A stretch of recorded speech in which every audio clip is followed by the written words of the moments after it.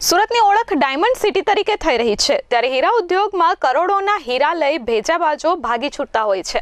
ત્યારે સુરતમાં બે ઠગબાજોએ 9 વેપારીઓ પાસેથી 4.46 કરોડના હીરા લઈ ફરાર થઈ ગયા હતા। આ મામલે વેપારીઓએ પોલીસ ફરિયાદ નોંધાવતા પોલીસે એક ઠગબાજની ધરપકડ કરી કાયદેસરની કાર્યવાહી હાથ ધરી છે। આ અંગે પોલીસ પાસેથી મળતી માહિતી પ્રમાણે સુરતના વરાછા પોલીસ મથકમાં એક ફરિયાદ નોંધાઈ હતી। નાના વરાછા પટેલ પાર્ક સોસાયટીની સામે ગિરનાર સોસાયટીમાં રહેતા સુધીર ગિરધર વેકરિયા વરાછા મિની બજાર ચોકસી બજાર પાસે Rajhans હાઇટ્સમાં Keshav gems and jewellers નામથી હીરાનો વેપાર કરે છે। સુધીરની ઓફિસમાં વર્ષ 2022માં વિપુલ બોગરાએ હીરાનો માલ ખરીદ્યો હતો અને નક્કી કરેલ 30 દિવસની સમયમર્યાદામાં તેને પેમેન્ટ પણ ચૂકવી આપ્યું હતું। ત્યારબાદ ફરીથી પોલિશ્ડ હીરાનો માલ ખરીદી તેનું પેમેન્ટ વિજય બાબુ અવૈયાએ મારફતે મોકલ્યું હતું।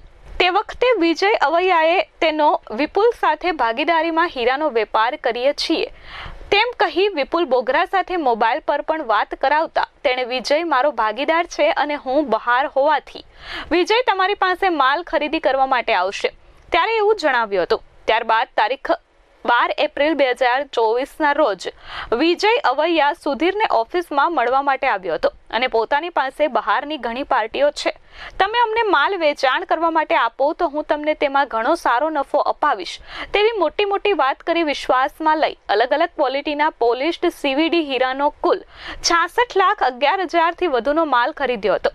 વિજય અવૈયાએ આ માલ જાંગળ પર સહી કરી લીધો હતો અને વિપુલ સાથે ફોન પર કન્ફર્મ પણ કરાવ્યો હતો। સુધીરે 8 એપ્રિલના રોજ ફોન કરતા વિજયે ફોન ઉપાડ્યો નહોતો।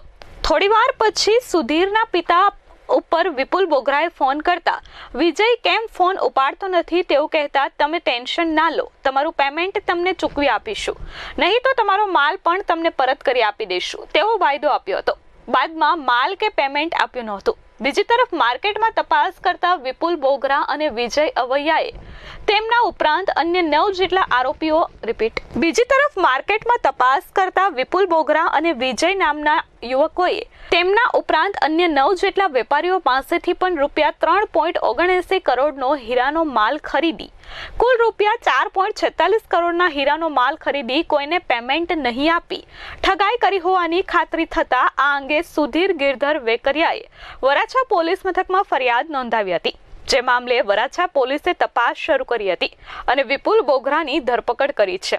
પોલીસે અન્ય આરોપી વિજય અવૈયાને પકડી પાડવા ચક્રો ગતિમાન કર્યા છે। Bureau report S24 news Surat.